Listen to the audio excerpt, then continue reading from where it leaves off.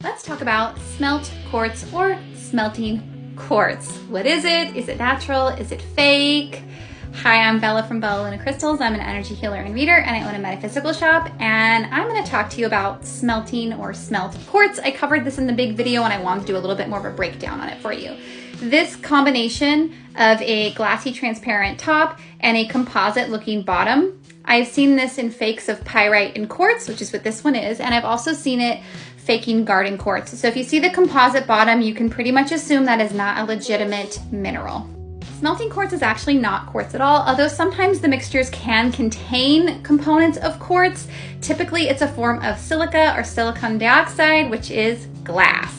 Now in this sphere shape, it's hard to do a scratch test. A scratch test is where you might scratch your quartz against glass, and because quartz is harder than glass on the Mohs, it should easily scratch the glass with minimal effort, like a really nice cut through it.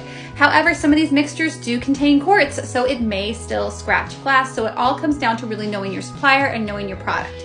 Now, in addition to these spherical formations, some other common ways that you might see these smelting quartz are like this. So this is the first one you might see. This is often sold as what's called cherry quartz. This is a combination of reconstructed quartz and cinnabar. Now this seller where I pulled this photo from was completely disclosing it, and some people actually really like it.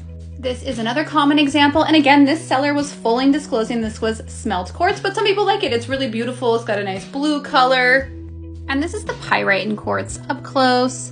You can see this base here. You can actually up close, you can see where it was attached.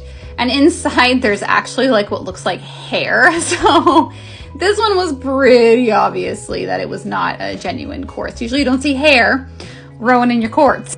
Now with the pyrite quartz, smelting quartz sphere, I knew what I was purchasing. My supplier from China fully explained it to me, told me it was not a real mineral, and actually described how it was created. I just thought it sounded cool, so I got it.